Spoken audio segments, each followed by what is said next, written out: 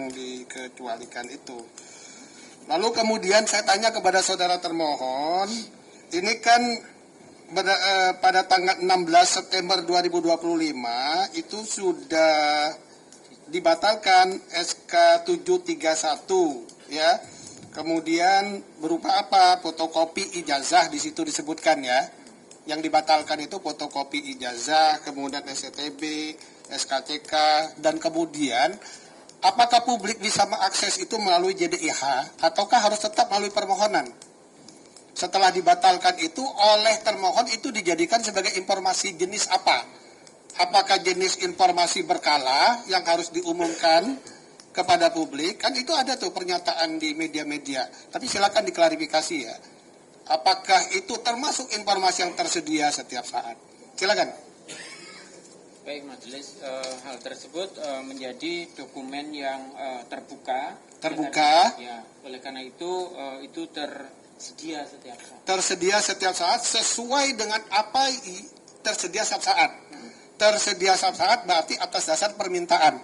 Ya. Baru publik bisa mendapatkan akses informasi itu. Begitu ya? Betul. Maksud penjelasan saudara. Jadi bukan ditampilkan di website ya, begitu ya? Betul. Sehingga semua publik bisa mendapatkan informasi itu. Tadi kemudian saudara mengecualikan informasi. Seharusnya, ya kan, dalam undang-undang KIP dan saya kira juga Badan Publik KPU juga sudah memahami bahwa dasar pengecualian informasi itu adalah harus dilakukan uji konsekuensi. Itu undang-undang loh yang bicara. Ya, harus dilakukan uji konsekuensi. Kita nggak bisa mengatakan bahwa ini dikecualikan, tapi kita sendiri belum melakukan uji konsekuensi. Karena di situ ada pertimbangan-pertimbangan hukumnya. Ya, ada mitigasi risiko dan sebagainya yang harus dilakukan.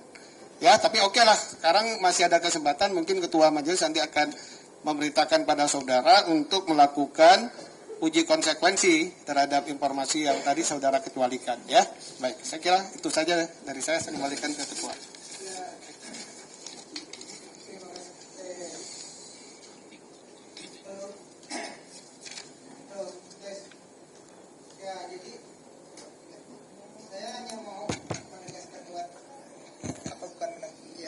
Diri saya aja nih menegaskan dari awal sampai akhir. Ini adalah sidang yang pertama ya, resmi sidang pertama karena kedua belah pihak sudah sepakat. Jadi untuk sidang berikutnya itu harus itu surat kuasa dari termohon jelas itu dan clear ya. Karena ini sidang sudah berkekuatan hukum. Saya ingin menegaskan semua. Yang kedua saya mau tanya nih, saya mengacu kepada permohonan aja. Termohon nih, itu kan permohonannya ada 3 secara tertulis dengan tambahan kalimat di bawah. Gitu ya pemohon ya. Ya. Saya hanya biar nggak confuse aja saya. Nomor 1 tuh apa? Terbuka atau dikecualikan gitu aja. Dibuka, dicualikan, dibuka, dicualikan gitu aja saya mau tanya. Nomor 1 gimana tuh? Salinan dokumen ijazah. Terbuka. Terbuka. Permohonan yang nomor 2. Salinan dokumen ijazah atas nama sama itu kan beda. Cuman beda tahun. Terbuka. Terbuka. Yang nomor 3. Terbuka. Terbuka. Yang dikecualikan yang mana? Data-data itu tadi. Yang tadi 9 item itu. 9 item itu tadi. Makanya kami akan melakukan 9 item dalam ijazah. Iya, dalam ijazah. Iya, dia 9 item yang ada di dalam ijazah. Oke. Paham. Karena kelanjutan hukum acara kami kalau dia terbuka dia mediasi, kalau dia dikecualikan dia tidak mediasi. Itu aja yang ingin saya katakan penegasan itu. Jadi yang dimaksud dikecualikan adalah 9 item yang disebutkan oleh pemohon yang ada menempel di ijazah. Betul nggak? Betul. Ini nggak boleh berubah ya pernyataan ini. Karena kan tadi saya udah bilang di depan poin 1 ini sidang resmi loh. Biarpun surat kuasanya harus dilengkapi. Pernyataan saudara bukan pernyataan pribadi. Pernyataan saudara adalah pernyataan badan publik termohon. Clear ya? Udah clear? Udah ya? Udah clear ya? Saya cukup sekian, Ketua. Baik. Saya akan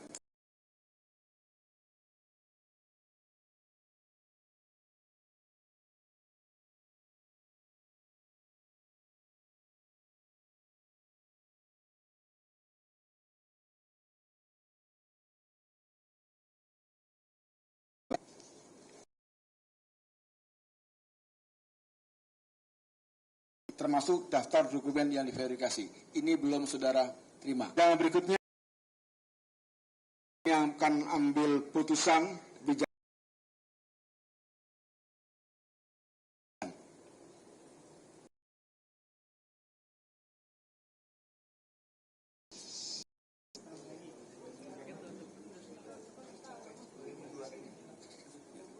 Ya, kalau enggak, begini. Yang ini telah akan ke mediasi. Nanti silakan. Ya kan, khusus untuk berita acara. Kecuali kalau pemohon menyatakan, sudah puas, kami juga kira-kira sama kok dengan kami terima, lain cerita. Ya kan, ini saya kembalikan kepada pemohon. Bagaimana? Masih mau Anda kejar 2014-2019-nya? Dokumen pencalonannya itu, dokumen pencalonannya? Masih mau kejar? Mediasi ya. Silakan nanti, ini yang ini diputuskan mediasi. Karena seharusnya ini KPU ini sudah siap nih, karena suratnya kalau Anda jawabnya baru 2 minggu yang lalu, kami masih bisa menerima lah. Common sense-nya 3 bulan loh, ini Anda mencari berkas tahun 2014 kan baru 5 tahun ya, atau 5 atau berapa, ya 5 tahun kan, berkas tersebut seharusnya masih ada. Ini 3 bulan ini kemana aja gitu kan, kira-kira gitulah, gitu ya, 10 tahun. Iya, berkas 10 tahun, Anda mencarinya kan 3 bulan. Ya ketemu-ketemu, ini kesilap di mana barangnya gitu loh. Gitu loh. Tanyanya itu ya. Oke ya, gitu ya. Izin sedikit satu pertanyaan.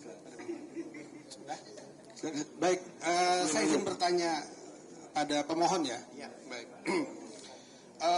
Pemohon, tujuan saudara mengajukan permohonan informasi ke Badan Publik KPU dan berlanjut kepada sidang sengketa di Komisi Informasi.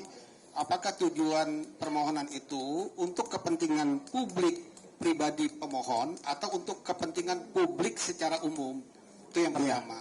Terus yang kedua, jika informasi itu tidak saudara dapatkan dikarenakan pengecualian dan sebagainya, apa kerugian Anda selaku pemohon informasi? Silakan. Sebentar. Iya. Masih ada lagi anggota? Sudah cukup. Untuk pertanyaan. Ya, Sebentar. Biar dia bisa dulu sama anggota. Nanti saya beri. Ada lagi?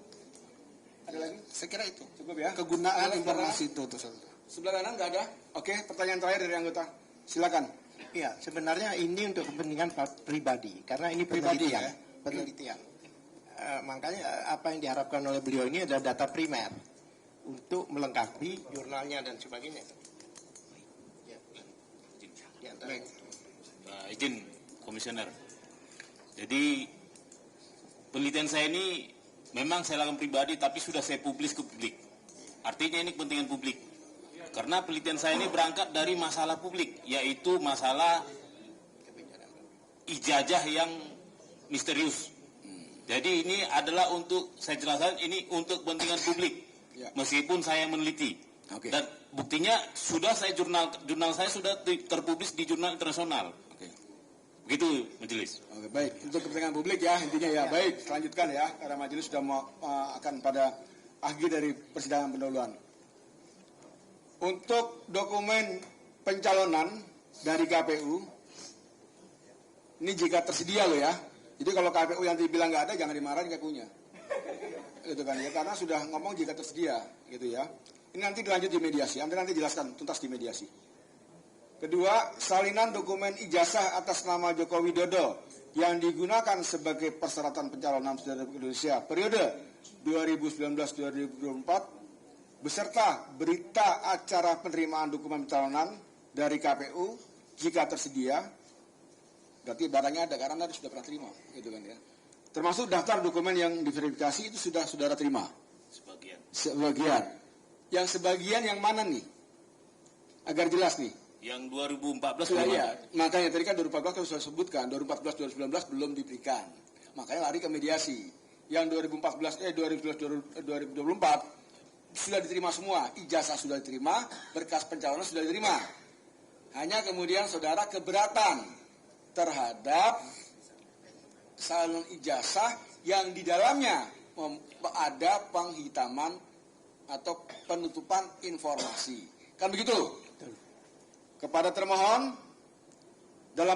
Anda silakan melakukan uji konsekuensi. Mohon izin majelis, boleh kami Saya belum selesai. Nanti udah selesai baru kasih kesempatan untuk ngomong. Sama termohon juga seperti itu. Ini udah setelahnya udah setel kenceng, biar selesai ini kan. Oke.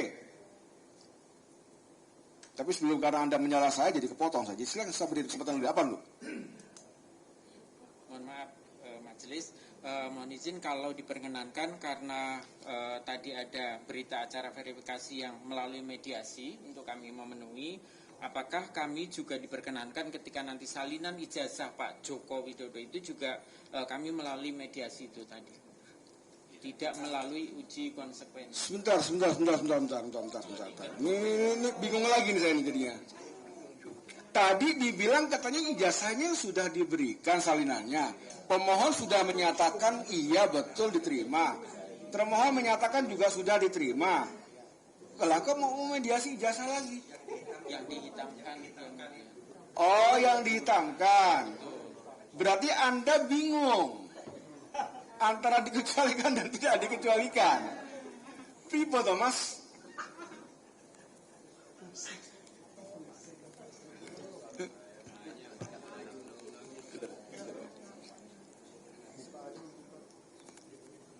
Bingung.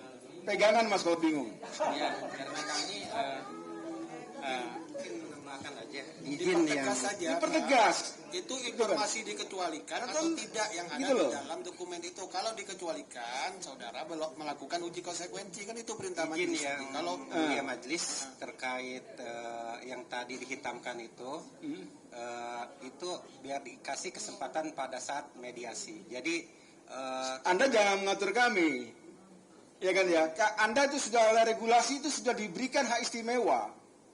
Anda boleh menyatakan itu dikecualikan, silakan. Terlepas bahwa pemohon setuju atau tidak setuju itu soal lain. Anda diberikan oleh undang-undang bahwa silakan untuk mengecualikan. Tapi untuk Anda menyatakan dikecualikan harus ada uji konsekuensinya. Ya, Anda wajib melakukan itu. Jangan betul-betul saja komentar termohon. Nanti ini peringatan terakhir, kalau Anda masih berkomentar kursi sidang, petugas tolong diajak diam. Jangan dikeluarkan, diajak diam. Gitu ya. Nah sekarang ketika mau majelis mau ketok palu untuk diuji konsekuensi, Anda mau minta mediasi juga yang penghitaman. Nah sekarang majelis lewat ketua anggota ini bertanya, ini sebenarnya informasinya itu bagaimana sih? Ya kan, informasi yang dihitamkan oleh yang diterima salin ijazah yang diterima oleh pemohon, ya kan, yang itu ada penutupan yang oleh pemohon dinyatakan 9 item itu statusnya apa? Dikecualikankah atau apa? Jangan bingung. Makanya kalau mau datang sini persiapan dulu.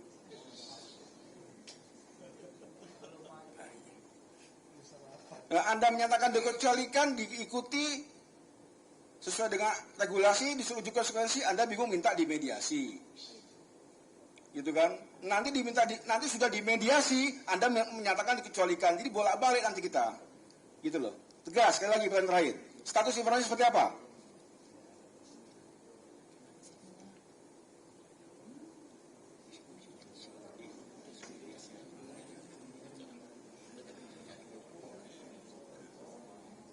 izin yang mulia majelis, karena memang sebelumnya sudah ada perkara yang disidangkan di sini juga terkait perkara 071 itu kan terkait Perkara yang mana?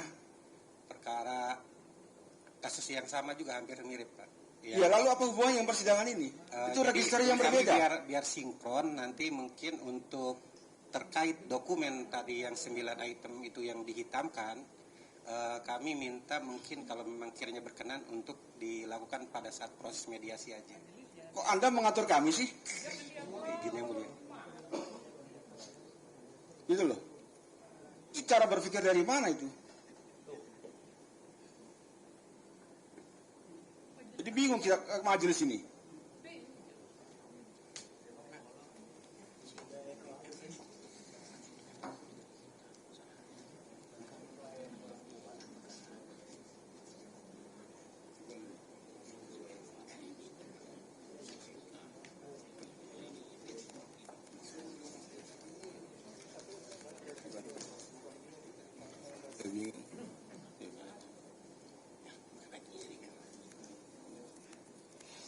Dan bagaimana termohon? Tadi di depan Anda sangat still yakin bahwa apa yang dihitamkan itu dihitamkan karena kami ingin melindungi data pribadi begini. Oke, kita ikuti. Sekarang ketika pendapatnya diikuti kok malah bingung sendiri.